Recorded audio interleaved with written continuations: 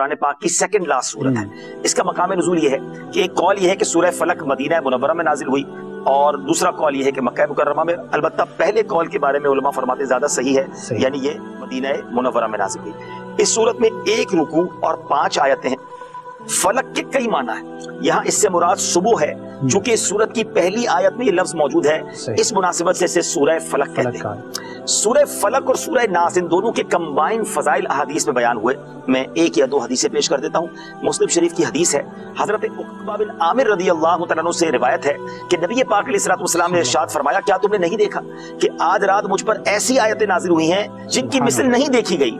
وہ آیتیں قل اعوذ برب الفلق اور قل اعوذ برب الناس، یعنی یہ دونوں صورتوں کے بارے میں نبی پاک علیہ الصلوۃ والسلام نے فرمایا۔ اسی طرح پیارے آقا علیہ الصلوۃ والسلام نے ایک اور فرمایا، میں تمہیں وہ کلمات نہ بتا دوں جو شریر جنات اور نظر بد سے اللہ تعالیٰ کی پناہ طلب کرنے میں سب سے افضل ہیں؟ انہوں نے عرض کی صحابہ کرام نے کہ حضور ضرور بتائیے، تو آپ نے فرمایا وہ کلمات یہ دونوں صورتیں ہیں، قل اعوذ برب الفلق اور قل اعوذ برب الناس۔ تو یاد رہے کہ جادو حق ہے، جادو ہو سکتا ہے، کرنے والے غلط ہیں، مگر جو لوگ انکار کرتے ہیں وہ درست نہیں، کیونکہ اس کا شان نزول ہی یہ ہے۔ سورہ فلق اور سورہ ناس ان دونوں کا شان نزول یہ ہے کہ لبید بن عاصم یہودی اور اس کی بیٹیوں نے نبی پاک علیہ الصلوۃ والسلام پر جادو کیا۔ پیارے آقا علیہ الصلوۃ والسلام کے جسم مبارک اور ظاہری اعضاء پر اس کا اثر ہوا، البتہ نبی پاک کی عقل مبارک اور اعتقاد پر کسی قسم کا اثر نہ ہوا۔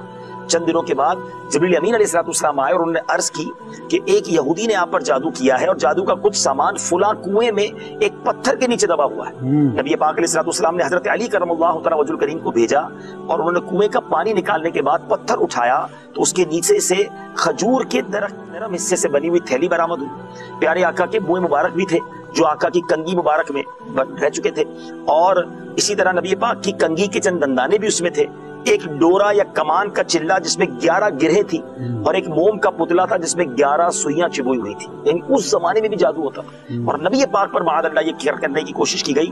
یہ سب سامان جب نبی پاک کی بارگاہ میں حاضر کیا گیا تو اللہ تعالیٰ نے یہ دونوں صورتیں نازل فرمائی، 11 آیتیں اس میں۔ اب ذرا غور سے سمجھیے گا، سورہ فلق میں 5، سورہ ناس میں 6، یہ 11 آل ٹوگیدر آیتیں نازل ہوئیں، اور ایک ایک آیت پڑھتے جاتے میرے آقا گرہیں کھلتی گئیں، اور جب سب گرہیں کھل گئیں نبی پاک علیہ الصلوۃ والسلام بالکل تندرست۔ آج بھی علماء کہتے ہیں کہ کوئی شخص صبح گھر سے نکلتے وقت، رات کو سوتے وقت اول آخر درود پاک پڑھے سورہ فلق